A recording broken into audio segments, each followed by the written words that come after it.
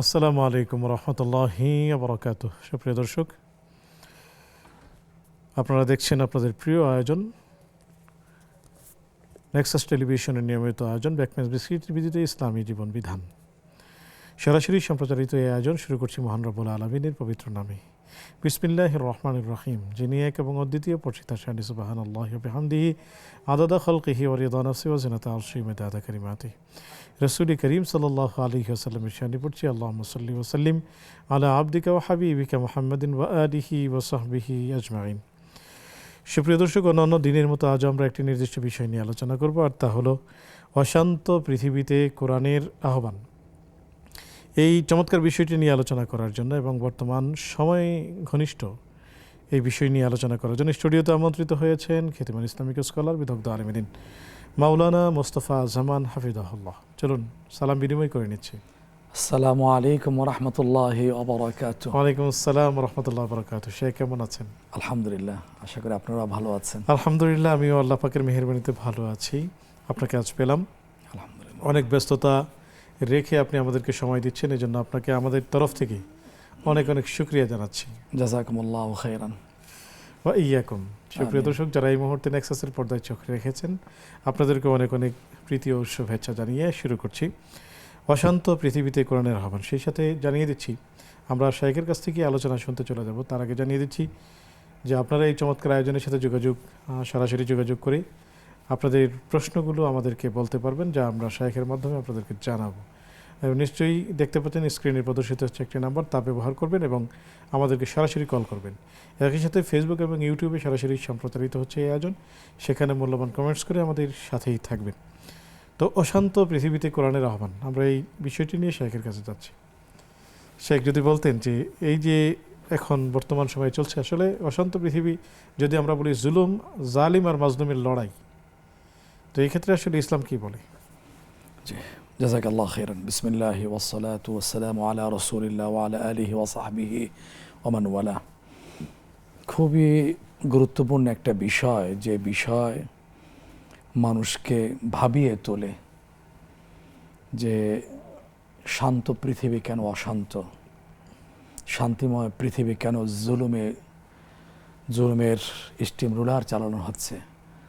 কারণ হচ্ছে কোরআন নেই, কোরআনের আহ্বান আছে, কিন্তু জালেম তার জুলুম এত বেড়ে গিয়েছে যার কারণে কোরআনের আহ্বানগুলো তাদের কর্ণকুহরে পড়ছে না।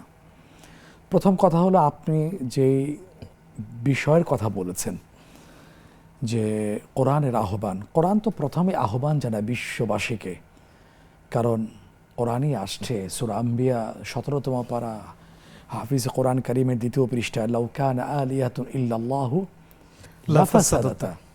যদি এই পৃথিবীতে ইলাহ যদি একাধিক থাকতো তাহলে বিপর্যয় সৃষ্টি হতো। সুতরাং ইলাহ কয়জন? আল্লাহ তার রসুলকে সাল্লাল্লাহু বলে দিয়েছেন, তুমি বলে দাও, বিশ্ববাসীকে জানিয়ে দাও, কুল হুয়াল্লাহু আহাদ, সে আল্লাহ হলেন একক, লা শারীকা লাহ, তার কোনো অংশীদার নেই। তারপরে রাসূল আসলাম তিনি বিশ্ববাসীর সামনে বলেছেন, কুল ইয়া আইয়ুহান নাস ইন্নী রাসূলুল্লাহি ইলাইকুম জামিআ লা ইলাহা ইল্লা হুয়া ইউহয়ি ওয়া ইউমীত, তিনি ছাড়া কোনো ইলাহ নেই। সুতরাং কোরআনের প্রথম আহ্বানই হচ্ছে বিশ্ববাসীর সামনে, সেটা হলো তাওহীদের আহ্বান। তোমরা এক আল্লাহকে বিশ্বাস করো, এক আল্লাহর ইবাদত করো, এক আল্লাহর গোলামি করো, দাসত্ব করো। কোরআনে এই বক্তব্যকে সামনে রেখে রাসূল আসলাম প্রথমে এই কথাটাই আবার প্রতিধ্বনিত করেছেন। সেটা কি? ইয়া আইয়ুহান নাস কুলু লা ইলাহা ইল্লাল্লাহ তুফলিহু, হে মানব জাতি তোমরা বলো, স্বীকার করো, মেনে নাও আল্লাহ ছাড়া কোনো ইলাহ নেই, তাহলে তোমরা সফল হবে। সুতরাং প্রথম আহ্বান হলো তাওহীদের, একত্ববাদের। আমরা ব্যাখ্যা শুনবো ইনশাআল্লাহ তাআলা। একজন দর্শকে যুক্ত করে নিই। আসসালামু আলাইকুম ওয়া রাহমাতুল্লাহ। জি, ওয়ালাইকুম আসসালাম ওয়া রাহমাতুল্লাহ। আমি নীলা বলছিলাম পাটনা থেকে। স্বাগতম, প্রশ্নটি করুন। জি জি, আমার প্রশ্নটা হচ্ছে হুজুর, রমজান মাসে কোরআন খতম দেওয়ার নিয়ত করে কোরআন পড়া শুরু করলাম। তো যদি আমি কোনো কারণবশত লাস্টের দিকে গিয়ে পড়া শেষ করতে না পারি, মানে রোজা শেষ হয়ে গেল কিন্তু আমার পড়া শেষ হচ্ছে না, এমন অবস্থায় যদি আমার মাকে বলি আমাকে 2-1 পারা পড়ে দিতে, এটা কি পড়ে দেওয়া যায় নাকি নিজেরটাই নিজেকে পড়তে হবে বা রোজা শেষ হয়ে গিয়ে পড়তে হবে, কি করব আসলে জি, এই বিষয়ে একটু বলবেন। কোনো চিন্তা নেই, ইনশাআল্লাহ তাআলা শায়েখ বিস্তারিত বলবেন। বাকি আপনার কোনো চিন্তা নেই, শায়েখ উত্তর দিবেন, আপনি আমাদের সাথেই থাকুন। যদি বলতেন। জি, তো কোরআনের প্রথম আহ্বান হলো তাওহীদ, একত্ববাদ। একত্ববাদ ছাড়া কোনো উপায় নেই। সুতরাং একত্ববাদের আহ্বান যারাই সাড়া দেবে, তুফলিহ, তারাই সফল হবে, তারাই মুক্তিপ্রাপ্ত, তারাই হলো প্রকৃত শান্তিকামী। এই ছাড়া তাওহীদে, একত্ববাদে যারা সাড়া দিবে না, স্বীকার করবে না, মেনে নেবে না, বহুত্ববাদে বিশ্বাস করবে, তারাই হলো ফিতনা ফাসাদকারী, অশান্তি সৃষ্টিকারী, তারাই হলো পৃথিবীর সবচেয়ে বড় জালেম, জুলুমবাজ। কোরআনের আরেকটি অন্যতম আহ্বান হচ্ছে, এটা বলতেই হয়, আজকের এই প্রেক্ষাপটে পুরোপুরি খাপ খেয়ে যায়, সেটা শুরুতেই আসছে সূরা বাকারা প্রথম পারা, হাফিজে কোরআন কারীমের 2 পৃষ্ঠায়। আল্লাহ তাআলা এই ফিতনাবাজ, জুলুমবাজ তাদেরকে আল্লাহ বলছেন, ওয়াইদা কিলা লাহুম লা তুফসিদু ফিল আরদ, এই তোমরা আমার এই জমিনে, পৃথিবীতে তোমরা বিপর্যয় সৃষ্টি করো না, সন্ত্রাস করে বেরিয়েও না, অশান্তি সৃষ্টি করো না। তারা মুখের উপরে বলে ফেলে, না না আমরা অশান্তি সৃষ্টি করছি না, আমরা ফিতনা ফাসাদ করে বেরিয়ে পড়ছি না। ইন্নামা নাহনু মুসলিহুন, আমরা শান্তি সৃষ্টিকারী। কিন্তু আল্লাহ জবাব দিচ্ছেন, না না, আলা ইন্নাহুম হুমুল মুফসিদুন ওয়ালাকিন লা ইয়াশউরুন, তারাই হলো চরম অশান্তি সৃষ্টিকারী। তার মানে যারা মানবতার কথা বলছে তারাই মানবতার তারা দুশমন। সবচেয়ে বেশি, এটা তো যারা নারী অধিকারের কথা বলছে তারাই নারীদের অধিকার ক্ষুণ্ণ করছে। যারা জাতিসংঘ তৈরি করেছে তারাই মূলত চুরি করার জন্য জাতিসংঘ তৈরি করেছে। আপনি যথার্থ বলছেন। জি শেখ, আমরা আসবো, একজন দর্শককে যুক্ত করিনি। আসসালামু আলাইকুম ওয়া রাহমাতুল্লাহি ওয়া বারাকাতুহু। ওয়ালাইকুম আসসালাম। হুজুর, আমি ঢাকা ধানমন্ডি থেকে বলছি। স্বাগতম প্রিয় হুজুর, ভাই। আমি বলছিলাম যে রমজান মাস মানুষের গুনাহকে জ্বালিয়ে দেয়, পুড়িয়ে দেয়, ছাই করে দেয়, করে নিষ্পাপ করে দেয়। এই সুযোগে অনেকে রমজান মাসে ঠিক মতো ইবাদত করে গুনাহ মাপ নিয়ে নেয়, তারপরে 11 মাস ইচ্ছা মতো গুনাহ করে, আবার রমজান মাসে মাপ চাবে, তারপরে আবার 11 মাস গুনাহ করবে ইচ্ছা মতো। তাদের অবস্থাটা কি হবে? গুনাহ কি মাফ হবে? এটাই। জি, আপনি আমাদের সাথেই থাকুন, শায়েখ উত্তর দিবেন ইনশাআল্লাহ তাআলা। জি শায়েখ, যদি বলতেন। হ্যাঁ, আপনি তো চমৎকার করে স্লোগান আকারে চমৎকার কিছু শব্দ উচ্চারণ করেছেন।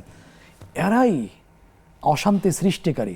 এক একটা প্রতিষ্ঠান প্রতিষ্ঠা করে, এক একটা নীতি পলিসির দোহাই দিয়ে তারা পৃথিবীতে অশান্তি সৃষ্টি করছে।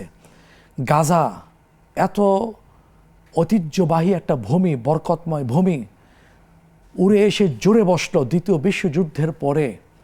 তারা আশ্রয় দিল, আর আজকের তারা আশ্রয়দাতাদেরকে মাটির সাথে মিশিয়ে দিল, রক্তের বন্যা বইয়ে দিল। তারা বলে ওখানে মানবতা সৃষ্টি করছে, শান্তি প্রতিষ্ঠা করছে। আজকের কি পৃথিবীর মানুষ কি এটা বুঝতেছে না যে পৃথিবীতে তারাই সবচেয়ে বড় জালেম, জুলুমবাজ, অশান্তি সৃষ্টিকারী?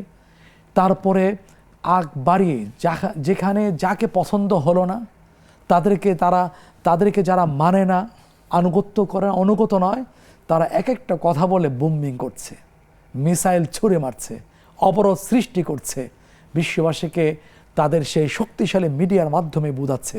কিন্তু পৃথিবী ভয়ে কিছু বলছে না, কারণ একটা নির্বাচিত সরকারের প্রধান তাকে কতবার মাস্তানি করে তুলে নিয়ে আসছে।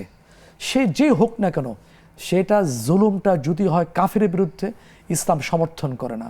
সেটা যদি হয় নাস্তিকের উপর, ইসলাম সেটাও সমর্থন করে না। ইসলামের উপরে, মুসলিমের উপরে সেটা সমর্থনযোগ্য মোটেই হতে পারে না। কারণ আল্লাহ বলছে, ইন্নাল্লাহা লা ইউহিব্বুজ জালিমিন, তিনি জালেমদেরকে মোটেই ভালোবাসেন না।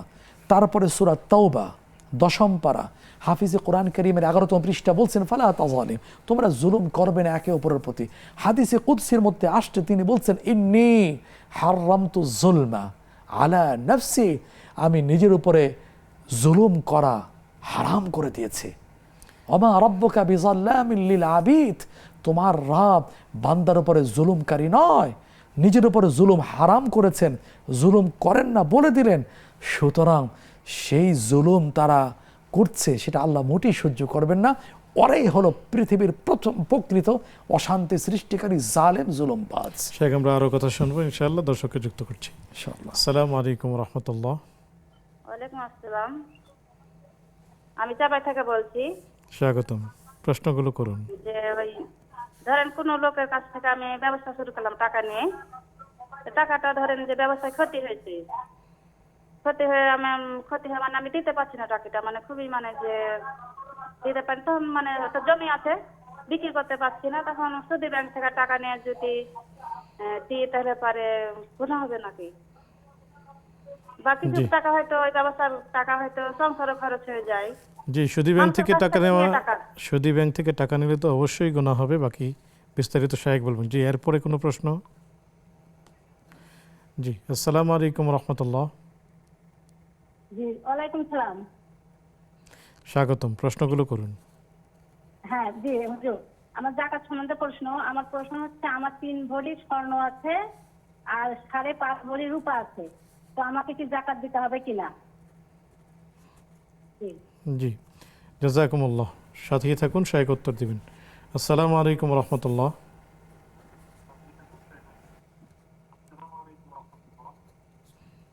কে আছেন আমাদের সাথে? আমি সুন্দরগঞ্জ গাইবান্ধা থেকে আব্দুল আউয়াল মিয়া বলছি।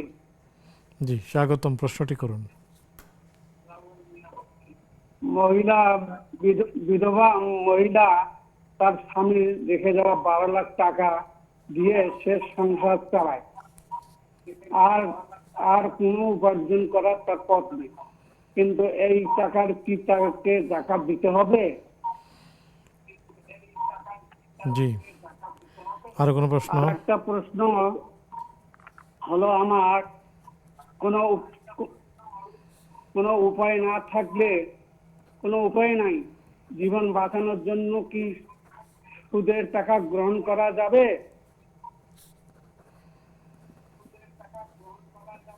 এই দুইটা প্রশ্ন। জি, সাথেই থাকুন, শায়েখ উত্তর দিবেন ইনশাআল্লাহ তাআলা।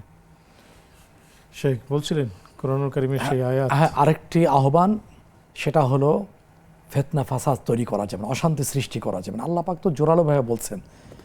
তারপর আরেকটি কোরআনের আহ্বান, অনেক আহ্বান যেগুলো আজকের বেশি গুরুত্বপূর্ণ, জনগুরুত্বপূর্ণ বিষয়, সেই আয়াতটা আমি আপনার মাধ্যমে পেশ করার চেষ্টা করছি। সূরা হুদ 12তম পারা, হাফিজে কোরআন কারীমের 10ম পৃষ্ঠা আসছে, ওয়া কওমি আউফুল মিকয়াল ওয়াল মিজান বিল কিস। হযরত হুদ আলাইহিস সালাতু ওয়াস সালাম তার কওমকে, তার সম্প্রদায়কে ডেকে বলছেন, তোমরা ন্যায়সঙ্গতভাবে ওজন দাও, পরিমাপ করো, কমায়া দিও না, ঠকবাজি করো না। ওয়ালা তাবখাসুন নাস আশিয়াআহুম, এখানে কম দিও না, ন্যায্যটা করো। ওয়ালা তাআথাউ ফিল আরদি মুফসিদিন, পৃথিবীতে তোমরা ফিতনা ফাসাদ করো না। তো কোরআনে একটা আহ্বান হলো ওজনে কম না দেওয়া, তাদের সে ন্যায্যটাই দিয়ে দেওয়া। আজকে তাই হচ্ছে। তো কোরআন তো আহ্বান করে আসছে 1500 বছর পর্যন্ত, কিন্তু আজকের কি করছে? ওজনে কম দিচ্ছে। শুধু কি তাই, এখানে কৃত্রিম সংকট করে রাখছে, ওয়াইলুল লিল মুতাফফিফিন আল্লাযীনা ইযা ইক্তালু আলান নাসি ইস্তাওফুন ওয়া ইযা কালুহুম আও ওয়াজানুহুম ইখসিরুন। 30তম পারা সূরা মুতাফফিফিন শুরুতে আসছে।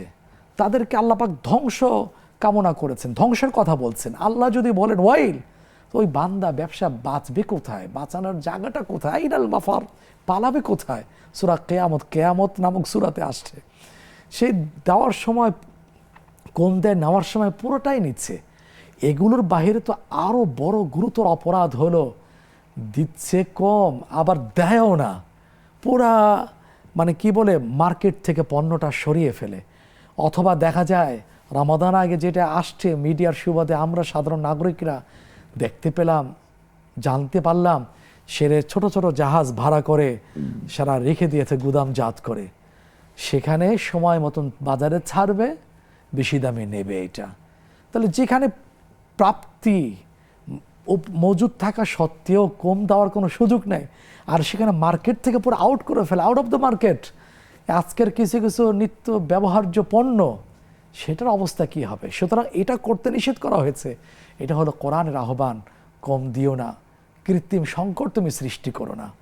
তারপরে জুলুমের কথা বলবেন, এখানে কোরআন তো নিষেধ করেছে, আজকের বিনা অপরাধে হত্যা করে ফেলছে, আমার দলের নাই, সুতরাং তাকে মেরে ফেলো। সাপকে যেমন পিটিয়ে মেরে ফেলে সেভাবে মেরে ফেলছে। অথচ এটা কত বড় অপরাধ, নিষেধ তো আল্লাহ করছেন যে সূরা মাইদা ৬ষ্ঠ পারা হাফিজে কোরআন কিনে ১২তম পৃষ্ঠা আসছে যে আমি তো মনে করছি আমার প্রতিপক্ষ আমাকে ভোট দেয়নি, আমার সমর্থন করেনি, আমার বিপক্ষে নির্বাচনী প্রচারণা চালিয়েছে, অথবা আমি যে আদর্শ লালন করি বিপরীত আদর্শ লালন করছে, মেরে ফেলছে। ইসলাম তো বলছে, কোরআন তো বলছে আল্লাহই খালেক, সুতরাং অন্যায়ভাবে জীবন হরণের কোনো অধিকার নাই। কিন্তু এটা নেওয়া তো অপরাধ। একজনকে হত্যা করলে গোটা মানব জাতিকে হত্যা করা নামান্তর। একজনকে বাঁচিয়ে দিলে, বাঁচানোর ক্ষেত্রে ভূমিকা রাখলে ফাকান্নামা আহইয়ান নাস জামিআ, তাহলে গোটা মানব জাতিকে সে বাঁচিয়ে দিল। সুতরাং কোরআন আহ্বান, অন্যায়ভাবে কাউকে হত্যা করা যাবে না, ফিতনা ফাসাদ তৈরি করা যাবে না, করা যাবে না জুলুম। আমরা আসবো ইনশাআল্লাহ একটি বিরতি থেকে এসে। সুপ্রিয় দর্শক, দেখছেন আপনাদের প্রিয় আয়োজন ব্যাকমেস বিস্কিটস নিবেদিত ইসলামী জীবন বিধান। সময় হলো একটি বিজ্ঞাপন, বিরতিতে যাবার, ফিরছি একটু পর, আমাদের সাথেই থাকুন।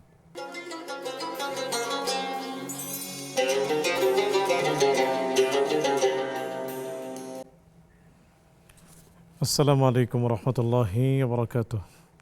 সুপ্রিয় দর্শক, বিরতির উপর সাদর আমন্ত্রণ জানাচ্ছি আপনাদের প্রিয় আয়োজন ব্যাকমেস বিস্কিট নিবেদিত ইসলামী জীবন বিধানে। আলোচনা করছেন মৌলানা মুস্তাফা জামান, সাথে আছে আমি ওবায়দুল্লাহ আল কাফি। পেয়েছি আপনাদের বেশ কিছু প্রশ্ন, আলোচনা তো চলছে।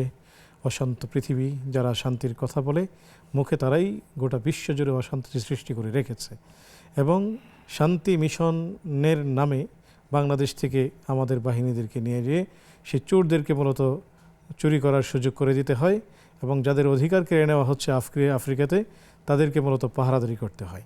তো এই হলো গোটা বিশ্বের চিত্র। তারা মুখে বলে সুন্দর কথা আর করে সবচেয়ে নিকৃষ্ট কাজ। তাদের বাহ্যিক চেহারাটা খুবই চমৎকার, কিন্তু ভেতরটা খুব বিভৎস। আল্লাহ তাআলা এই জন্যই বলেছেন গায়রিল মাগদুবি আলাইহিম ওয়ালাদ-দাল্লিন। মানুষ বুঝতে চায় না, মানুষ মনে করে যে তারাই হলো হয়তো সবচেয়ে সুপার মডেল, বিশ্ব মডেল। আল্লাহ তাআলা এই জাতীয় জালিমদের থেকে আমাদেরকে সুরক্ষা দিন, মাজলুমদের পাশে আল্লাহ তাআলা গায়বী ইমদাদ করুন। আমরা আপনাদের প্রশ্নগুলো নিয়ে সরাসরি শেখের কাছে যাচ্ছি। শেখ, যদি বলতেন যে একজন নিয়ত করেছে রমজানে কোরআনুল কারীম শেষ করবে, কিন্তু পারেনি, শেষে হয়তো 2-4 পারা বাকি আছে, উনি একজনকে বললেন যে আমার এটা একটু করে দাও, এটি ঠিক হবে কিনা? না, এটা দরকার নেই তো। কোরআন তো সারা বছর চলতে থাকবে, আল্লাহু আকবার। চর্চা চলতে থাকবে। ইয়াতলুনা আয়াতিল্লাহ আনা লাইল ওয়া আনা আন-নাহার, দিনে রাতে সময় পেলে কোরআন পড়া হবে। হ্যাঁ, রমাদানে পড়লে সব বেশি পাওয়া যায়। আপনি সম্মানিত বোন, যতটুকু আপনি পড়েছেন ততটুকু সওয়াব পাবেন। যৌক্তিক কারণে অজুরের কেন পড়তে না পারলে এটা আল্লাহ তো দেখবেন ইনশাআল্লাহ। আল্লাহ তো আমাদের মতো অত হিসেবই না। আল্লাহ হলেন ওয়াহাব, মহাদাতা, ইয়ারযুকু মান ইয়াশাউ বিগাইরি হিসাব। আল্লাহ যাকে ইচ্ছা তাকে দিয়ে দেবেন। দেখবেন ইখলাস, আন্তরিকতার মাত্রা হিসেবে আল্লাহ দিয়ে দেবেন। শুধু অন্যকে দিয়ে পড়ানোর কোনো প্রয়োজন নাই। যদি এমন হয়ে থাকে যে খতম দেওয়া হবে, যেটা আমাদের সমাজে হয়ে থাকে, যে ঠিক আছে আমরা ভাগ করে নিলাম, আমি এত পারা, অমুক এত পারা, সেটা ভিন্ন কথা। কিন্তু আপনি যখন একা পড়া শুরু করছেন জোর কারণে, শরিয়াত কর্তৃক অনুমোদিত সমস্যার কারণে, এতে কোনো সমস্যা নাই। শুকরিয়া, জাযাকুমুল্লাহ। আমরা আরও প্রশ্ন আছে, আসবো, একজন দর্শকে যুক্ত করি। আসসালামু আলাইকুম রহমতুল্লাহ। ওয়ালাইকুম আসসালাম। আচ্ছা, আমার প্রশ্নটা হলো যে আমরা কোরআন খতম দেওয়ার পরে নাকি আবার উল্টায় পন্থায় ওই নিয়মটা তো জানাই দেন। কোরআন খতমের পরে আবার নাকি প্রথম থেকে কিছুটুকু পড়তে হয়, কিছু পড়ে রাখতে হয় কিনা? ও আচ্ছা, ঠিক আছে, শেখ উত্তর দিবেন ইনশাআল্লাহ। আমাদের সাথেই থাকুন, আমাদের সাথেই থাকুন। নাকি বয়স্কা দিতে রাখে টাকা, এটা শুনি। জি, আমাদের সাথেই থাকুন। আসসালামু আলাইকুম রহমতুল্লাহ। জি, কি আছেন আমাদের সাথে? আমি বলবো পুত্রটা, জি জি। মানে আমি বলতে চাচ্ছি যে জোহর অথবা আসর নামাজে প্রথম 2 রাকাতে জোড়া জোড়া সূরা পড়তে হয়, কোনো কারণবশত যদি একটা জোড়া সূরা না বললে ফাতিহা সূরা ভুলবশত ফাতিহা সূরা করে যদি রুকুতে চলে যায়, তাইলে কি নামাজটা হবে না দৈরা নামাজ পড়তে হবে, সেই বিষয়টা আমি জানতে চাচ্ছিলাম। এটা প্রশ্ন। জি, সাথে থাকুন, শায়েখ উত্তর দিবেন ইনশাআল্লাহ তাআলা। আসসালামু আলাইকুম রহমতুল্লাহ। জি, কে আছেন? জি হুজুর, আসসালামু আলাইকুম হুজুর। ওয়ালাইকুম আসসালাম, স্বাগতম। প্রশ্নটি করুন। মাসুম কুমিল্লা ধর্মপুর থেকে। দুটি প্রশ্ন। প্রথম প্রশ্নটি হলো, হাদিস আমাদের প্রিয় নবী মোহাম্মদ সাল্লাল্লাহু আলাইহি সাল্লাম বলেন, যিনি ইচ্ছে করে বিয়ে করেনি সে আমার দলে নয়। যিনি ইচ্ছে করে বিয়ে করেনি সে আমার দলে নয়। এই হাদিসটি সম্পর্কে জানাবেন দয়া করে। দ্বিতীয় প্রশ্নটি পবিত্র কোরআন থেকে সূরা ফাতিহা আয়াত 4, সূরা ফাতিহা আয়াত 4 অধ্যায় 1, যিনি কর্মফল দিবসের মালিক, মালিক ইয়াউমিদ্দিন, তিনি কর্মফল দিবসের মালিক। কর্মফল দিবস কোনটি, কাকে বলে? এই আয়াতটিতে সূরা ফাতিহা আয়াত 4। আসসালামু আলাইকুম। ওয়ালাইকুম আসসালাম, চমৎকার প্রশ্ন করেছেন। শায়েখ উত্তর দিবেন, আমাদের সাথেই থাকুন। শেখ যদি বলতেন যে রমজান গুনাহকে জ্বালিয়ে দেয়, কিছু মানুষ রমজানে খুব ইবাদত বন্দেগী করে এবং রমজান পরবর্তী 11 মাস খুব বেশি মাত্রায় গুনাহ করে, যে রমজান আসলে তো মাপ পেয়ে যাবে, সেই ব্যক্তির জন্য আপনার কি পরামর্শ থাকবে? সে ব্যক্তি রমজান বুঝেই নেয়। রমাদান হলো প্রশিক্ষণের মাস।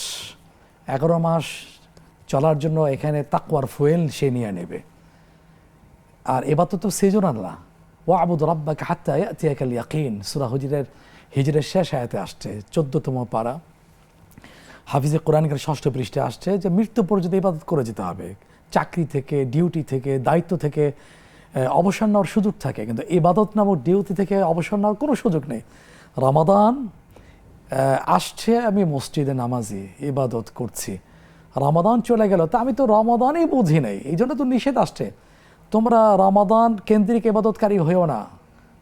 এখন আমার ঘাটতি থাকবে রমাদানে ইবাদত করে, ইবাদতের উপর অভ্যস্ত হয়ে আমি বাকি 11 মাস চলতে থাকবো। এইটার জন্য রমজান আসছে।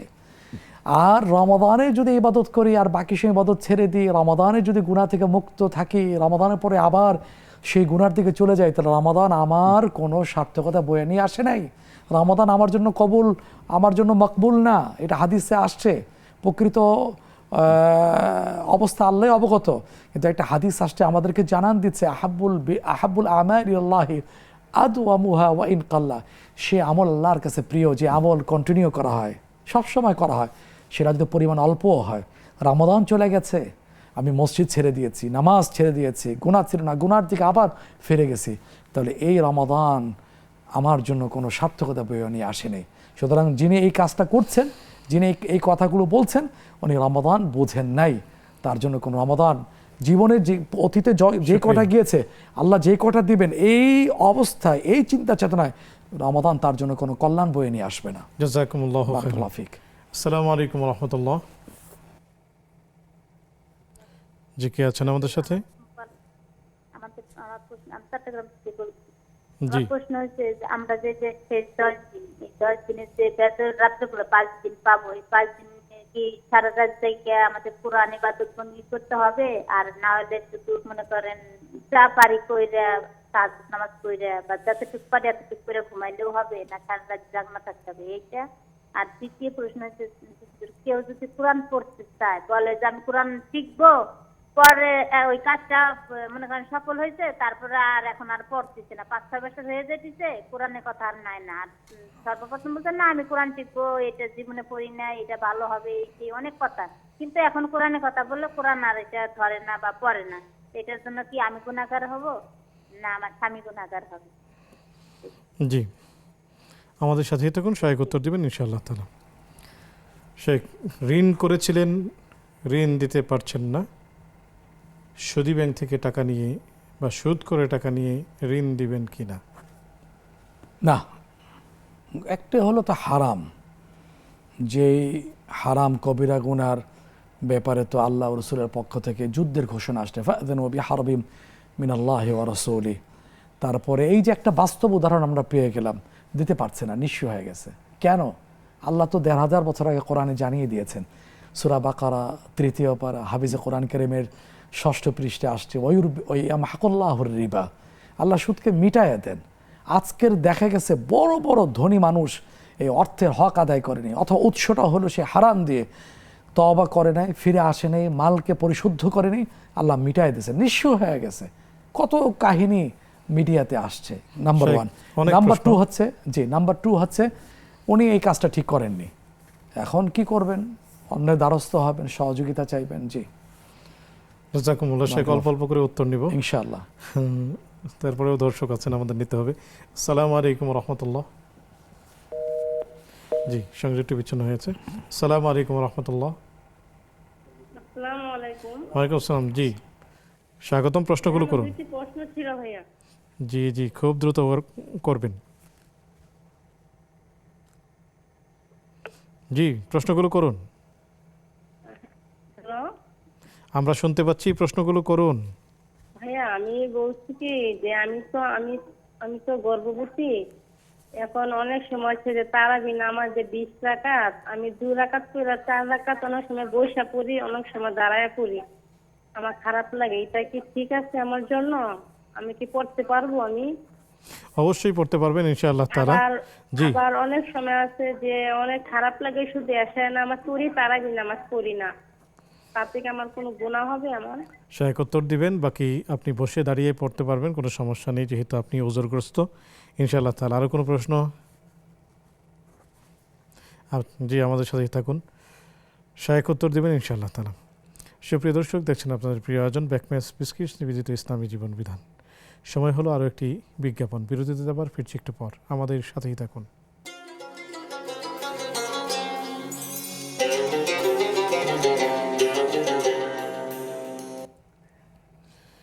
আসসালামু আলাইকুম রহমতুল্লাহি বারাকাতুহু। সুপ্রিয় দর্শক, বিরতির পর সাদর আমন্ত্রণ জানাচ্ছি আপনাদের প্রিয় আয়োজন ব্যাকম্যাচ বিস্কিটস নিবেদিত ইসলামী জীবন বিধানে।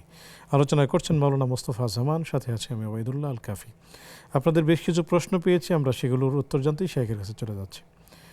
3 ভরি স্বর্ণ আছে এবং 5.5 ভরি রূপা আছে, তাকে যাকাত দিতে হবে কি? হ্যাঁ, বর্তমান প্রেক্ষাপটে চলে আসবে, কারণ এককভাবে স্বর্ণের উপরে যাকাত আসছে না, যেহেতু রূপা আছে। আর এখন স্বর্ণের ভরি তো অনেক বেশি, 2,80,000 খরচ করে ফেলছে ওইটা। আর এবং রূপার দুটা মূল্য নির্ধারণ করে 52.5 ভরি রূপার দামে চলে আসে, সুতরাং তার উপরে যাকাত চলে আসবে। তাকে যাকাত দিতে হবে, হিসাব করে যাকাত দিবেন। আল্লাহ পাক এতেই বরকত রেখেছেন, যদিও আমরা বুঝতে না পারি।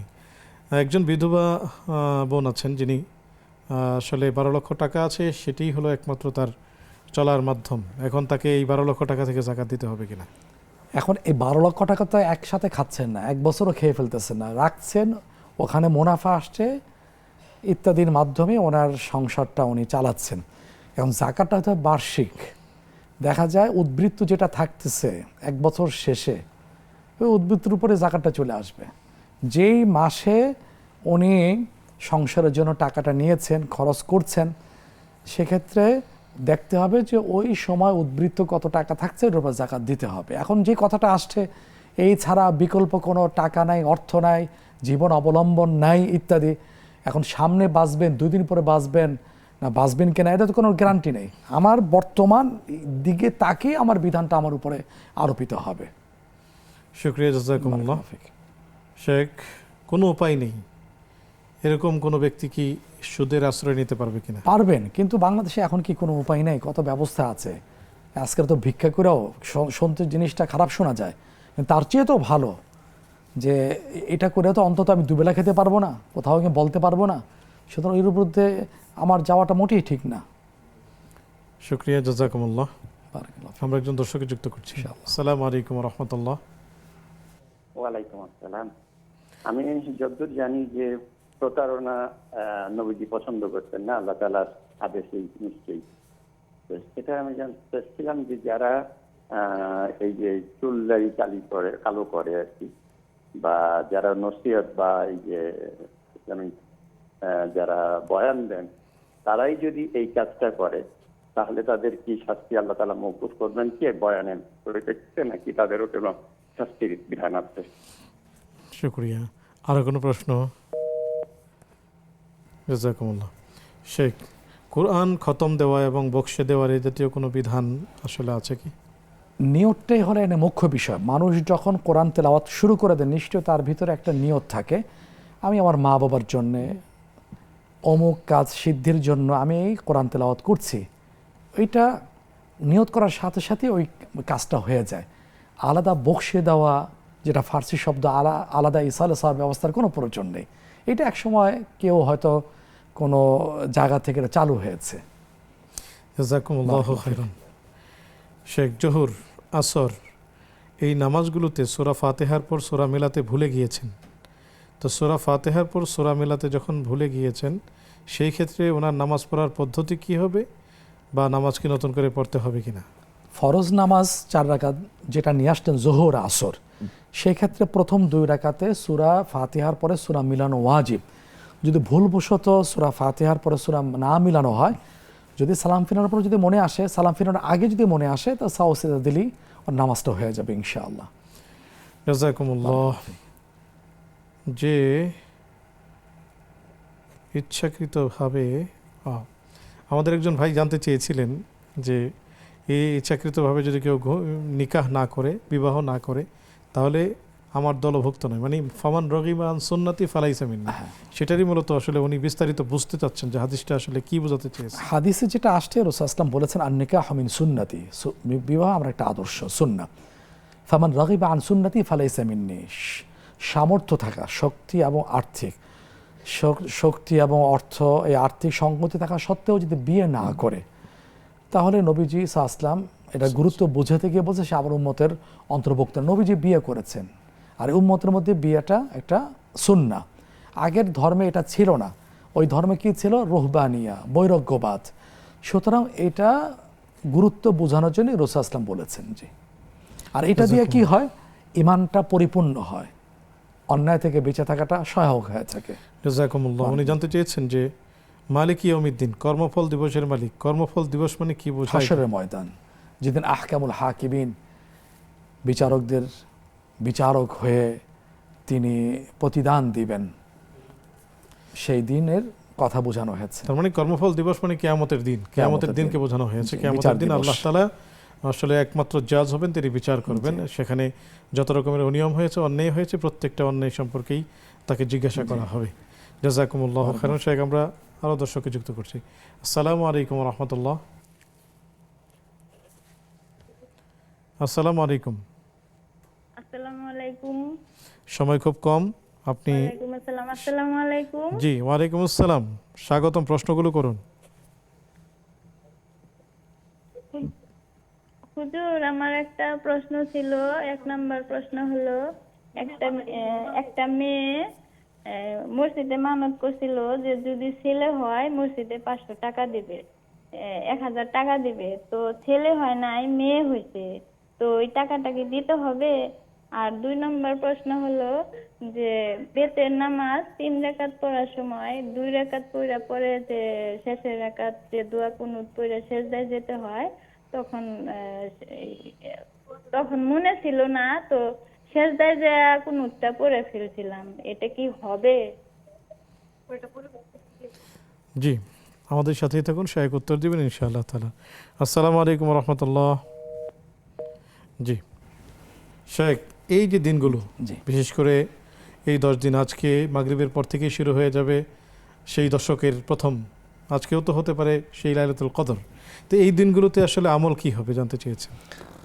আমল হবে যে আমলগুলো করে আসা হয়েছে, সেই আমলগুলোই থাকবে। পাশাপাশি একটা দোয়া আছে, আয়েশা রাদিয়াল্লাহু তাআলা আনহা বলেছিলেন যে আমি যদি লাইলাতুল কদর পেয়ে যাই, মাযা আকুলু, কি বলবো? রাসূলুল্লাহ সাল্লাল্লাহু আলাইহি ওয়াসাল্লাম বলেছেন, কুলি, তুমি বলবে আল্লাহুম্মা ইন্নাকা আফুউন তুহিব্বুল আফওয়া ফাআফু আন্নি। অন্য বর্ণনা আসছে আল্লাহুম্মা ইন্না আফুউন কারীম তুহিব্বুল আফওয়া ফাআফু আন্নি। দোয়া করার কথা বলা হয়েছে, ক্ষমা চাওয়ার কথা বলা হয়েছে। এছাড়া কদরের রাত শেষ দশকের 5টা বেজর রাতে হতে পারে, যে কোনো একটা রাতে হতে পারে। সেক্ষেত্রে রাসূল সাল্লাল্লাহু আলাইহি ওয়াসাল্লাম তো নামাজের কথা বলেছেন, আলাদা সুসংবাদ শুনিয়েছেন, মান কামা লাইলাতুল কদরি ঈমানান ওয়া ইহতিসাবান গুফিরা লাহু মা তাকাদ্দামা মিন যামবি। যে ঈমানের সাথে সাহাবের আশায় কদরাতে নামাজ পড়বে, আল্লাহ তাআলা পূর্বের গুনাহ মাফ করে দেওয়া হবে। সুতরাং আমরাও চেষ্টা করব তারাবি নামাজটা পড়া, পরে শেষ রাতে উঠে তাহাজ্জুদ পড়া, আলাদা এই কদরের নিয়তে আমরা নামাজগুলো পড়ার চেষ্টা করব। তারপরেও এশার ফরজ আদায়ের পর থেকে সুবহি সাদেক পর্যন্ত যে নামাজগুলো পড়া সবই নফল হিসাবে গণ্য হয়ে থাকে। বাড়তি কদরের নিয়তে আরও বেশি আমরা নামাজ পড়ার চেষ্টা করবো ইনশাআল্লাহ। ইনশাআল্লাহ তাআলা।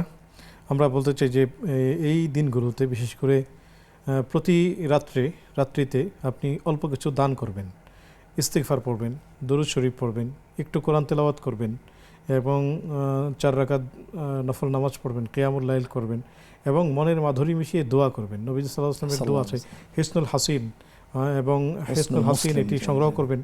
এটি সংগ্রহ করে পুরোটা পড়ে ফেলার চেষ্টা করবেন, মানজিল পুরোটা পড়ে ফেলার চেষ্টা করবেন। তো এই আমলগুলো কন্টিনিউ করবেন। আর দোয়ার মধ্যে শায়েখ যেই দোয়াটি বলছেন আল্লাহুম্মা ইন্নাকা আফুউন কারীম তুহিব্বুল আফওয়া ফা'ফু আন্না, এটা করার চেষ্টা করবেন। শায়েখ, স্বামী কোরআন পড়েছে, কোরআন আগে পড়তে জানতেন না, পড়তে শেখানো হয়েছে, কিন্তু 5 বছর ধরে সেই কোরআন উনি ধরছেন না। তো এটি আসলে ওনার জন্য কেমন হচ্ছে? এটা তো মোটেই ঠিক হচ্ছে না, কারণ একটা হাদিসে আসছে কোরআন এবং রোজা একসাথে বলা হয়েছে। আল কোরআন ইয়াশফা ওয়াল আসিয়াম ইয়াশফা, অর্থাৎ ইয়াশফাআন লিল আবদি। কোরআন তার পাঠকের জন্য, যে তার আমল করে তার জন্য সুপারিশ করবে। এখন যে কোরআন পড়েই না, কোরআনের সাথে যার সম্পর্কই নেই, কোরআনকে যে হৃদয়ের বসন্তই বানায়নি, তা কোরআন কিভাবে তার জন্য সুপারিশ করবে? এটা মোটেই কাম্য নয়। সুতরাং প্রতিদিন কোরআনের সাথে সম্পর্ক রাখা, কোরআনের টাচে থাকা, পড়া, বিশুদ্ধ, এটা প্রথম শর্ত। কোরআন বোঝা, কোরআনের প্রতি আমল করার চেষ্টা করা। জাযাকুমুল্লাহু খাইরান। গর্ভবতী বোন, তিনি নামাজ পড়তে গিয়ে আসলে অনেক কষ্ট হয়, কখনো দাঁড়িয়ে কখনো বসে পড়েন, তো ওনার জন্য এটা ঠিক আছে কিনা? হ্যাঁ, এটা তো এই অবস্থাও কত সুস্থ মানুষ পড়ে না, কত সুস্থ মা বোনও পড়েন না। এই গর্ভস্থ সন্তান, কষ্ট দিন যাচ্ছে ততই কষ্ট বাড়ছে, এই অবস্থা উনি পড়ছেন। হ্যাঁ, বসে পড়তে বলেও পারবেন, আবার যত রাকাত সম্ভব তত রাকাতই পড়তে পারবেন, সমস্যা নেই। আর যদি পড়তে চান, ঠিক আছে আমি এক নাগারে সম্ভব না, আমি কিছুক্ষণ বিশ্রাম নিয়ে নিই অথবা আমি গ্যাপ দিয়ে সবই সুযোগ আছে। জাযাকুমুল্লাহু খাইরান। উনি প্রতারণার বিষয়ে একটি বিষয় জানতে চেয়েছেন যে এই দাড়ি চুল অনেকের যেহেতু পেকে যায় বয়সের কারণে, সেগুলো কি যদি কালো খেজাব ব্যবহার করেন, এটা কি আসলে প্রতারণার অন্তর্ভুক্ত হবে কিনা? কালো দিয়ে এটা নিষেধ করা হয়েছে। আর বর্তমানে দেখা যায় অন্য একটা মাধ্যমে কালো করে, শ্যাম্পু আছে, কিছু আছে অন্য কালার, কিন্তু এখন এটা আবার অনেক বড় বড় আলেমরাও এটা গ্রহণ করছেন। তারা বলছেন ওইটার মধ্যে আসবে না, যেটা সরাসরি কালো করা হয় এটার মধ্যে আসবে না। দেশে বিদেশে বড় বড় আলেমরাও এটা করছেন, যার কারণে এই বিষয়টা অন্য উপায় করার মধ্য দিয়ে এটা পুরোপুরি ওই নিষেধাজ্ঞার আওতায় আসবে না, তাদের অভিমত। শুকরিয়া। তার মানে হলো যদি সরাসরি খেজাবটা ব্যবহার করা হয়, কালো কালার যেটা সেটা ব্যবহার করে সেটা নিষিদ্ধ, কিন্তু যেটা আসলে কালার নয় বরং জাইতুনের তেল অথবা অন্য কোনো প্রাকৃতিক উপায়ে সেটা যদি করা হয়, তাহলে সেটা হলো মানে নিষিদ্ধের আওতায় পড়বে না, যার কারণে অনেকে এটা আমলও করছেন, বড় বড় আলেম। শুকরিয়া, জাযাকুমুল্লাহ। মেয়ে হলে তিনি 1000 টাকা দান করবেন, আর ছেলে হলে 1000 টাকা দান করবেন। 500 টাকার কথা বলছিলেন, 1000 টাকা দান করবেন, কিন্তু আসলে তিনি যেভাবে মান্যত করেছিলেন সেরকমটি হয়নি। হ্যাঁ, তো এখন কি তাকে লাগবে না, যেহেতু ছেলেকে নির্দিষ্ট করে মান্যত করেছিলেন, ছেলে হয়নি বিধায় ওই শর্তটা মান্যটা পূরণ করা তার উপরে আর জরুরি না। জাযাকুমুল্লাহ। বেতারি নামাজের যে দোয়া কুনুত পড়তে ভুলে গিয়েছেন, এখন তিনি সিজদায় গিয়ে পড়েছেন, এখন ওনার কি করণীয়? না, সিজদা পড়েছেন ঠিক আছে, এখানে দোয়া সিজদায় পড়া যায়, কারণ এখানে সিজদা তাসবিহ পড়ার পরে দোয়া পড়ার কথা উৎসাহিত করা হয়েছে। এখন জায়গাটা ছিল তৃতীয় রাকাতে, ওই জায়গা যখন পড়া হয়নি, ভুল হয়েছে, তাহলে উনি নামাজ শেষ করার আগে সালাম ফিরানোর আগে সাউসাদের নামাজটা হয়ে যাবে, কারণ হানাফি ফিকহ অনুযায়ী দোয়া কুনুত পড়াটা ওয়াজিব। আর ওয়াজিব অনিচ্ছা ছুটে গেলে মনে আসলে সালাম ফিরানোর আগে সাউসাজদা দিলেই নামাজটা হয়ে যায়, একটা সিজদায়ে সাহু দিলেই নামাজ হয়ে যাবে ইনশাআল্লাহ। সিজদা পড়ার মধ্য দিয়ে ওই জায়গার পড়াটার হক আদায় হয়নি। জাযাকুমুল্লাহু খাইরান। আমরা যদি মূল আলোচনায় ফিরে আসি এবং ছোট্ট করে দর্শকদের উদ্দেশ্যে যদি বলতেন যে আসলেই কি আমাদের যে আরব বিশ্বের এই যে রাষ্ট্রনায়ক যারা বিধর্মী, যারা ভিন্ন ধর্মাবলম্বী, বিশেষ করে খ্রিস্টান এবং ইহুদি, এদেরকে বন্ধুরূপে গ্রহণ করেছে, এটিকে আসলে ঠিক করেছে? না, এটা তো আল্লাহ তাআলা নিষেধ করে দিয়েছেন। নিষেধাজ্ঞা কয়েক জায়গায় আসছে, সূরা আল ইমরান 3 পারা হাফিজে কোরআন কারীম 12তম পৃষ্ঠা আসছে, লা ইয়াত্তাখিযুল মুমিনুনা আল কাফিরিনা আউলিয়া মিন দুনিল মুমিনিন।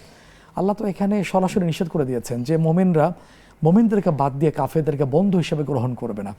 আরেক জায়গায় তো একবারে সরাসরি বলছেন সূরা মাইদা ৬ষ্ঠ পারা হাফিজে কোরআন কারীমের ১৬তম পৃষ্ঠা, ইয়া আইয়ুহাল্লাযীনা আমানু লা তাত্তাখিযুল ইয়াহুদা ওয়ান নাসারা আউলিয়া, তোমরা ইহুদি এবং নাসারা খ্রিস্টানদেরকে বন্ধুরূপে গ্রহণ করো না। বা'দুহুম আউলিয়া ও বা'দ, তারা একে অপরের বন্ধু। যদি এই কাজটা করো, ওমান ইয়াতাওয়াল্লাহুম মিনকুম ফাইন্নাহু মিনহুম, তাহলে এর পরিণতি তাদের মধ্যেই তুমি অন্তর্ভুক্ত হয়ে যাবে। ইন্নাল্লাহা লা ইয়াহদিল কওমাজ জালিমিন, তারা তো জালেম, তারা আল্লাহ জালেমদেরকে পথ দেখান না। এটা দুনিয়াবি কার্যক্রম মুআমেলা লেনদেন এটা করা যাবে, রাসূল সাল্লাল্লাহু আলাইহি ওয়াসাল্লাম তো করেছেন, কিন্তু বন্ধুরূপে গ্রহণ করা, তারাই আমার বাপ, তারাই আমার রব, তারাই আমার অভিভাবক, তাদেরটাই আমি গ্রহণ করছি, তাদেরকে আমি এখানে রব হিসাবে, ইলাহ যেটা কোরআনে আসছে ইলাহ হিসাবে গ্রহণ করছি, এটার পরিণতি তো কথা তো খুব ভয়াবহ বলা হয়েছে, আসছে কোরআনের কথা, হাদিসেও আসছে। শুকরিয়া শেখ। আমরা আসবো আলোচনায়, একজন দর্শককে যুক্ত করে নিচ্ছি। আসসালামু আলাইকুম ওয়া রাহমাতুল্লাহ। ওয়ালাইকুম আসসালাম। যে আমার দুইটা প্রশ্ন ছিল, আমি কি করব? জি জি ধন্যবাদ। দুইটি প্রশ্নের মধ্যে প্রথম প্রশ্নটি হচ্ছে যে আমরা সবাই জানি যে আমাদের মহানবী হযরত মুহাম্মদ সাল্লাল্লাহু আলাইহি ওয়াসাল্লাম কর্তৃক বর্ণিত যে তিনি তিনজনকে অভিশাপ করেছেন, একজন যে সুদ গ্রহণ করে, একজন যে সুদ মানে হিসাব রাখে, আরেকজন যে সুদ দেয়। তো এখানে সুদের হিসাব রাখা বলতে আমরা যদি দেখি যে বর্তমান যুগে কমার্শিয়াল ব্যাংকগুলার আছে এবং যেগুলোর মূল ভিত্তি হচ্ছে এই সুদ জিনিসগুলা। তো আলটিমেটলি আমি যদি ভবিষ্যতে আমি কমার্শিয়াল ব্যাংকে যদি চাকরি করতে চাই বা আমি যদি নিজের ক্যারিয়ারটা করতে চাই, সেটা আসলে কতটুকু ন্যায্য হবে, বা যদি সব দিক থেকে চিন্তা করি এটা কতটুকু হালাল বা ন্যায্য হবে। আর একটা দ্বিতীয় প্রশ্ন যে যদি এই বিষয়টা ন্যায্য না হয়, ধরে নিলাম যে ন্যায্য না হয়, যে আমার ইনকামটা ওটা ন্যায্য না, হালাল না, হারাম, সেক্ষেত্রে যদি এরকম আমি যদি দেখি আমার কোনো একটা আত্মীয় বা এরকম বা আমার কোনো কাছের কেউ এই সিস্টেমের সাথে জড়িত, তার ইনকাম আসলে গ্রহণ করাটা কতটুকু বৈধ হবে, এটা যদি একটু জানতাম। এই দুইটা প্রশ্নের উত্তর। ধন্যবাদ। জি, আমাদের সাথেই থাকুন, সহায়ক উত্তর দিবেন ইনশাআল্লাহ তাআলা। আসসালামু আলাইকুম ওয়া রাহমাতুল্লাহ। ওয়ালাইকুম আসসালাম। জি, প্রশ্নগুলো করুন। জোর আমার একটা প্রশ্ন হচ্ছে, আজকে রাত্রে থেকে তো শুরু হবে না, তবে কদরের রাত, এশার নামাজ পড়ে যদি 12 রাকাত তারাবি পড়ে সব কদরের নামাজ পড়ে, তাহলে কি নামাজটা হবে? আবার যদি বলতেন। মানে সবে কদরের নামাজ আজকে থেকে তো শুরু না, বেশার রাতে, এখন এশার নামাজ পড়ে তারাবি যদি 12 রাকাত পড়ি, পড়ার পরে যদি সবে কদরের নামাজটা পড়ি 4 রাকাত 5 রাকাত, তাহলে কি হবে? জি, আরো কোনো প্রশ্ন? না না। জি, আপনি তারাবির নামাজ পড়তে পারবেন, কোনো সমস্যা নেই, সহায়ক উত্তর দিবেন বিস্তারিত। সুপ্রিয় দর্শক, দেখছেন আপনাদের প্রিয় আয়োজন ব্যাকমেন্স বিস্কিট নিবেদিত ইসলামী জীবন বিধান। সময় হলো আরও একটি বিজ্ঞাপন বিরতিতে যাবার, ফিরছি একটু পর, আমাদের সাথেই থাকুন।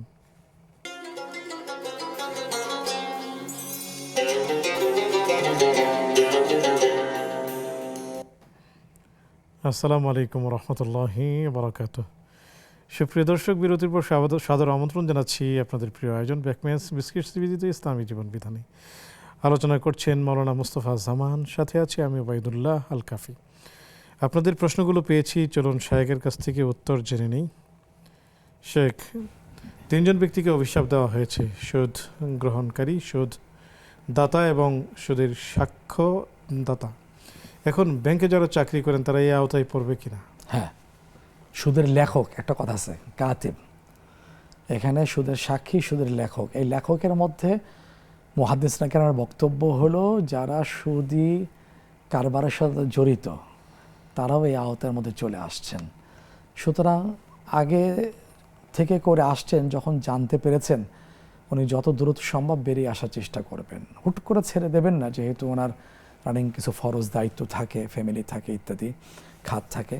তো উনি চেষ্টা করবেন যত দ্রুত সম্ভব একটা হালাল ইনকাম সোর্স খুঁজে নেওয়া।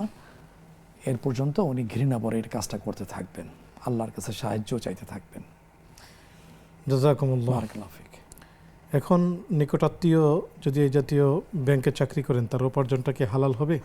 কোনো সুযোগ আছে? না, এখানে তো সুযোগটা হচ্ছে না, যেহেতু সুদের সাথে জড়িত থেকে, সুদের সাক্ষী হয়ে, সুদের মতো ঘৃণিত এই কাজের সহযোগী হয়ে, সুতরাং এগুলো থেকে বিরত থাকাটা তার ইমানের দাবি। কারণ কোরআনে তো আসছে, সূরা মাইদা 6ষ্ঠ পারা হাফিজে কোরআন কারীমের 5ম পৃষ্ঠার শেষে একটা মূলনীতি বলে দেওয়া হয়েছে, তাআওয়ানু আলাল বিররি ওয়াত তাকওয়া, তোমরা নেক কাজে তাকওয়ামূলক কাজে একে অপরকে সহযোগিতা করো, ওয়ালা তাআওয়ানু আলাল ইসমি ওয়াল উদওয়ান, গুনার কাজে সীমা লঙ্ঘনমূলক কাজে একে অপরকে সহযোগিতা করবে না। আমি করছি, শ্রম দিচ্ছি, সময় দিচ্ছি, মেধা খরচ সবই করছি, কিন্তু আমি তো ওই গুনার কাজেই তো তাদেরকে সহযোগিতা করছি, এটার প্রচার প্রসারে বৃদ্ধিতে, সুতরাং এগুলো নিষেধ করা হয়েছে। জাযাকুমুল্লাহ। আসসালামু আলাইকুম ওয়া রাহমাতুল্লাহ। আসসালামু আলাইকুম। ওয়ালাইকুম আসসালাম। হুজুর, আমার দুটি প্রশ্ন ছিল। জি। একটি হলো যাকাত সম্বন্ধে। আমার 4 ভরি গয়না আছে এবং 1 লক্ষ টাকা আছে, এটার কি যাকাত আছে? 1 লক্ষ টাকা আর কি মজুত আছে, জি। 1 বছর পার হয়েছে। আর ফেতরা হলো হুজুর 1 সা পরিমাণ, 1 সা কতটুকু এইটুকু জানার জন্য। জি। আসসালামু আলাইকুম ওয়া রাহমাতুল্লাহ। আসসালামু আলাইকুম। জি, স্বাগতম, প্রশ্নটি করুন। জি, আমার 3.5 ভরি গয়না আছে, এটা আমার সবসময় ব্যবহৃত গয়না, আর ব্যাংকে আছে আমার 3 লাখ টাকা। এখন আমি জাকাতটা কি দুটা মিলে একসঙ্গে করে দিব নাকি আলাদা, যেহেতু আমার নিসাব পরিমাণ গয়না নেই? জি জি, আপনি সঠিক, কিভাবে দেব? আপনি সঠিক বলেছেন, আপনাকে একসাথে করে হিসাব করে জাকাত দিতে হবে। আচ্ছা, আরেকটা প্রশ্ন আছে আমার। জি। আমরা ঢাকায় থাকি, তো গ্রামের বাড়িতে সাধারণত বছরে 1 বা 2 বার যাওয়া হয়। এখন আমি ওখানে গিয়ে কি কসর নামাজ পড়বো শ্বশুর বাড়িতে বা বাবার বাড়িতে, গ্রামের বাড়িতে গিয়ে, না নিজের, নাকি পুরো নামাজটা পড়বো? জি, আপনি আপনার নিজের বাড়িতে, আপনার শ্বশুর বাড়িতে কসর পড়বেন কিনা শায়েখ বলবেন, তবে নিজের বাড়িতে গেলে আপনি কসর অবশ্যই পড়বেন না, বাকি যাওয়া আসার যে রাস্তা ওই দূরত্বের মধ্যে আপনি কসর পড়বেন ইনশাআল্লাহ তাআলা। জি, আমাদের সাথেই থাকুন, শায়েখ বিস্তারিত বলবেন ইনশাআল্লাহ তাআলা। শেখ, শবে কদর পাওয়ার জন্য যেহেতু আজ রাত থেকেই মানুষ চেষ্টা করবে, তো সেজন্য নামাজ কিভাবে পড়বে? তারাবির নামাজের পরেই কি কিছু নামাজ পড়ে ঘুমিয়ে যাবে, না সারা রাত ওনারা জেগে থাকবেন, আমলের মধ্যে থাকবেন? সম্ভব হলে সারা রাত জাগবেন, যেহেতু রাসূল সাল্লাল্লাহু জেগেছেন, ফ্যামিলিকে জাগিয়ে তুলতেন, ইবাদতে ব্যস্ত রাখতেন। আর যদি সম্ভব না হয়, পুরুষদেরকে আমি বলবো, যদি পুরুষ হয়ে থাকেন, প্রথম চেষ্টা থাকবে এশারের নামাজ আর ফজরের নামাজ জামাতের সাথে আদায় করা। কারণ হাদিসে আসলে 2টো নামাজ জামাতের সাথে আদায় করলে পুরো রাত ইবাদত করা সওয়াব হয়ে যায়, এটা সহজ। এরপরে তিনি চেষ্টা করবেন তারাবি আদায় করা, তারপরে আরও কিছু নামাজ পড়া। আরেকটা কথা বলিনি, এই কদরের নামাজ বলতে কোনো বিশেষ কোনো পদ্ধতির নামাজ আসেনি, এত রাকাত পড়তে হবে সেই কথাও হাদিসে আসেনি, অথবা এই সূরা দিয়ে পড়তে হবে সেটাও আসেনি। যদি কোথাও পেয়ে থাকেন, এটা হাদিস দ্বারা প্রমাণিত না। আপনার স্বাস্থ্যে আপনার পক্ষে যতটুকু সম্ভব ততটুকু পড়বেন। ফাকরাউ মা তায়াসসারা মিনাল কোরআন, সূরা ফাতিহার পরে যে সূরা দিয়ে সম্ভব সেই সূরা দিয়েই আপনি পড়বেন। ইসলাম সহজ করে প্রতিদিন দিয়েছে। যেমন প্রতি রাতে যেমন কিয়ামুল লাইল আছে, ঠিক কিয়ামুল লাইল, যেহেতু এর কোনো সংখ্যা নেই, মানে কিয়ামুল লাইল পড়তে পারবেন। হ্যাঁ, তারপরে হাদিসে আসলে সালাতুল লাইলি মাসনা মাসনা, রাতের নামাজ 2 রাকাত। সেই 2 রাকাত সংখ্যার চেয়ে লক্ষ্য থাকবে এটা মানটা যেন উন্নত হয়, অর্থাৎ লম্বা সূরা। আমি যদি কয়েকটা সূরা পারি, এগুলো আমি রিপিট করলাম, তারপরে লম্বা রুকু, সেজদা, তাসবিহ বেশি হবে, লম্বা সেজদা হবে, লম্বা রুকু হবে, এইগুলো বেশি দিয়ে আমি 2 রাকাত পড়ার চেষ্টা করবো ইনশাআল্লাহ। ওইগুলোই বেশি আল্লাহর কাছে গ্রহণযোগ্য হবে। জাযাকুমুল্লাহু তাআলা। 4.5 ভরি স্বর্ণ আছে এবং 1 লক্ষ টাকা আছে, জাকাত দিতে হবে? হ্যাঁ, জাকাত চলে আসবে, রূপার নিসাবে চলে আসবে। সুতরাং রূপার নিসাব ধরে জাকাতের হিসাব করে জাকাত দিয়ে দেওয়া। ফেতরার নিসাব কতটুকু ধরা হয়েছে? এখন তো সরকারি ইসলাম ফাউন্ডেশন ধরেছে সর্বনিম্ন হলে 110 টাকা, আর সর্বোচ্চ ধরা হয়েছে 2810 টাকা। ওই যে 5টা খাদ্যের বর্তমান বাজার মূল্য বিবেচনা করে এটা মূল্য নির্ধারণ করা হয়েছে। 3.5 ভরি স্বর্ণ আছে এবং 3 লক্ষ টাকা আছে, সেটাও তো সেটা রূপার নিসাবে জাকাত চলে আসছে, জাকাত দিতে হবে। শুকরিয়া, জাযাকুমুল্লাহ। শেখ, এই যে আমরা যে আরব বিশ্বে বিভিন্ন দেশ যারা জালেম বিভিন্ন দেশে যুদ্ধ করছে, সেই সব সুপার পাওয়ারদেরকে ঘাঁটি দিয়েছে, এই কাজটি কি ঠিক করেছে? এটা তো মোটেই ঠিক করে না। এ ব্যাপারে একটা শক্ত একটা হাদিস আসছে, দেখা যায় নিজে জুলুম করছে না, কিন্তু জালেমকে সহযোগিতা করছে, সহযোগী হচ্ছে। কঠোর কথা হাদিসে আসছে, খুব ভয়ঙ্কর হাদিস, সে ইসলাম থেকে খারিজ হয়ে যায়।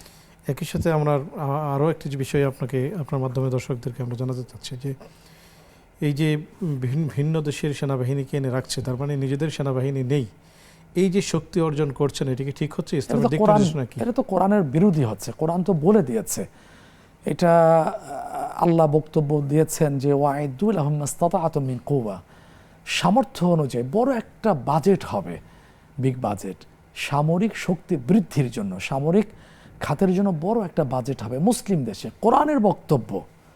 সুতরাং এটা কেন করছে না? মিলিটারি শক্তিতে তারা কেন সক্ষম হচ্ছে না? অন্যদেরকে এনে রাখছেন, কাফের মুশরিকদেরকে, তারা তো স্বার্থ তাদের দেখছে। আর এখন তো চোখের সামনে তারা বলছে যে তারা আমাদেরকে বলেছে সুরক্ষা দেবে, আমাদের সুরক্ষা দিচ্ছে না, আমরা তাদেরকে পালছি, তাদের পিছনে বিশাল অর্থ ব্যয় করছি, অথচ আমাদের সুরক্ষা না দিয়ে তাদেরকে সুরক্ষা দিচ্ছে। এখন তো তারাই নিজেরা কিছুটা উপলব্ধি করার সুযোগ পাচ্ছে। বাংলাদেশের 55 বছরের এই যে স্বাধীনতার ইতিহাস, এই সময়ের মধ্যে আমরা 5ই আগস্টের পরে একটা স্লোগান শুনলাম, দিল্লি না ঢাকা। এই স্লোগানগুলো যারা দিয়েছেন, বিশেষ করে হাসানাত আবদুল্লাহ সার্জিসরা যারা দিয়েছে, কেউ কিন্তু এই কথা বলেনি যে সর্বস্তরের আমাদের স্কুল, ইউনিভার্সিটি, মাদ্রাসা, কলেজ, সর্বস্তরের মানুষের সামরিক প্রশিক্ষণ বাধ্যতামূলক করা হোক, এটি কেউ বলেনি। আপনি কি মনে করেন এটি করা দরকার? ইসলাম তো বলেছে, রাসূল ইসলাম, দেখেন জিহাদ যেটা বিষয় সব নবী করেছেন, রাসূল ইসলাম করেছেন। তিনি জীবদ্দশায় 27টা যুদ্ধে তিনি চিফ অফ কমান্ড ছিলেন, 80টার উপরের যুদ্ধ তার জীবদ্দশায় সংগৃহীত হয়েছে। নবী, কারণ আল জান্নাতু তাহতা জিলালি সুয়ুফ, জান্নাতটা হলো তরবারির ছায়াতলে। আর এই জিহাদ করতে গিয়ে যদি মারা যায় কাফের মুশরিকদের বিরুদ্ধে দিনকে সমুন্নত করার জন্যে, এটাকে বলা হয়েছে শ্রেষ্ঠ মৃত্যু নবীদের মৃত্যুর পরে। এরপর হাদিসে আসছে ইরমু ইয়া বানি ইসমাইল ফাইন্না আবাকুম কানা রামিয়ান, হে ইসমাইলের বংশধরা তোমরা তীরন্দাজি শেখো, তোমাদের পূর্বপুরুষ তীরন্দাজ ছিলেন। এখানেই তো নির্দেশনা চলে আসছে। মুসলিম এখানে তিনি সামরিক প্রশিক্ষণ নেবেন, সরকার নির্ধারণ করবেন তিনি প্রাইমারি থেকে না হাই সেকশন থেকে এই সামরিক প্রশিক্ষণটা শুরু করবেন। দেশের ক্রান্তি লগ্নে, ক্রান্তিকালে এটা কাজে আসবে, এটা জরুরি। ইসলামের কথাগুলো নাই, সামরিক শক্তির ক্ষেত্রে সর্বোচ্চ প্রস্তুতি নেওয়ার কথা আল্লাহ বলছেন, এটা আজকের নাই। তারপর রাসূল ইসলাম বলেছেন সেটা আজকের অনুপস্থিতি। আজকের যদি থাকতো, কারণ আজকের তো এই সামরিক শক্তি দিয়েই তো সব কিছু ফায়সালা হচ্ছে। আজকে ইরানকে টার্গেট করা হলো কেন? নিজেরা স্বনির্ভর হতে যাচ্ছে, অস্ত্রে এবং যুদ্ধ কৌশলে, টেকনোলজিতে তারা স্বনির্ভর হতে যাচ্ছে। এই জন্যই কি তাহলে মার্কিনীদের চোখের কাটা হলো? আপনি কি বুঝছেন, আমি কি বুঝছি, আপনাকে বলা উদ্দেশ্য না, আমরা কি বুঝছি? রমজান দিন মানে সর্বস্ব ইবাদত বুঝছি, মসজিদে ইবাদত করছে, জায়নামাজ বিছে, তাসবিহ পড়ে। আমরা কেমনে নিশ্চিন্ত হলাম যে আমার এই মসজিদের ছাদটা, বাড়ির ছাদটা ধসিয়ে দেবে না? যাতে ধসিয়ে না দেয় সেই ব্যাপারে তো আমার প্রস্তুত নিতে হবে, আল্লাহ তো বলছেন। অনেক অনেক শুকরিয়া আপনাকে। তাহলে এই যে বিশ্ব অশান্ত হয়ে উঠল, আমাদের যদি মুসলিম সকল রাষ্ট্রনায়কগণ তারা যদি নিজেদের স্বনির্ভরতার কথা চিন্তা করতেন, ইসলামের দিক নির্দেশনাটাকে ফলো করতেন, আল্লাহ তাআলা যেমন বলে দিয়েছেন ওয়াইদু লাহুম মাসতাতুম মিন কুওয়া মিন রিবাতিল খাইল তুরহিবুনা বিহি আদুওয়াল্লাহি ওয়া আদুওয়াকুম ওয়া আখারিনা মিন দুনিহিম। আল্লাহ তাআলা যেমনটি বলছেন ওয়ালা ওয়ারাদুল খুরুজা লা আ'আদ্দু লাহু উদ্দাতা ওয়ালাকিন কারিহাল্লাহু বিআসাহুম ফাসাব্বাতাহুম ওয়া কিলা খুদু মা'আল কাঈদিন।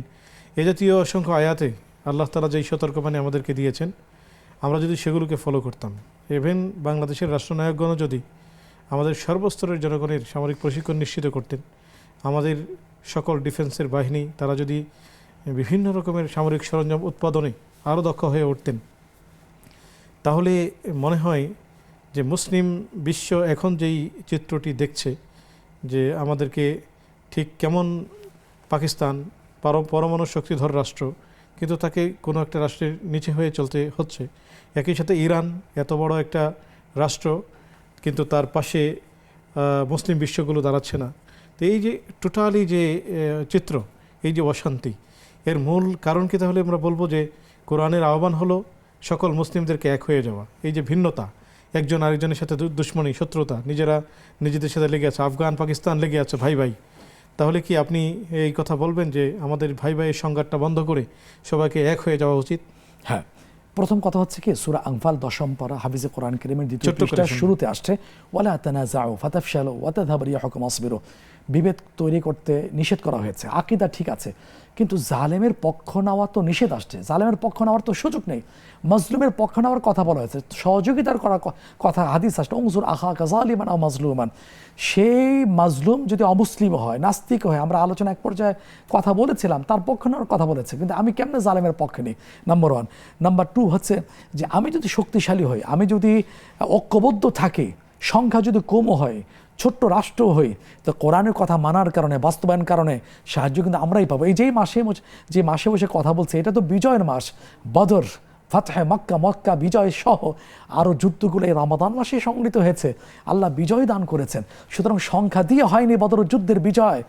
এইটা বড় লেসন আমাদের জন্য। আমরা যদি সামরিক শক্তিতে বলিয়ান হই, যতটুকু সামর্থ্য আছে, ঐক্যবদ্ধ থাকি, তাহলে ১৫০০ বছর আগে রাসূল সাল্লাল্লাহু আলাইহি ওয়াসাল্লাম সুসংবাদ শুনিয়েছেন, ইয়াদুল্লাহি আলাল জামাআ, ঐক্যবদ্ধ যেই থাকে আল্লাহর সাহায্য তার উপরে থাকে। সুতরাং আমরা যদি এই অবস্থা ফিরে যেতে পারি, ইনশাআল্লাহ আমরাই হব বিজয়ী। ওয়ালা তাহিনু ওয়ালা তাহজানু ওয়া আনতুমুল আলাউনা ইন কুনতুম মুমিনিন। আমরা বিজয় হব যদি কোরআনের সেই বক্তব্য শর্ত যদি পূরণ করতে পারি। অনেক অনেক শুকরিয়া আপনাকে, জাযাকুমুল্লাহু খাইরান। সুপ্রিয় দর্শক, আগামী পর্ব দেখার আমন্ত্রণ জানিয়ে আজকের মতো বিদায় নেব। সে পর্যন্ত আল্লাহ তাআলা আমাদের সবাইকে ভালো রাখুন, সুস্থ রাখুন। আসসালামু আলাইকুম ওয়া রাহমাতুল্লাহি ওয়া বারাকাতুহু।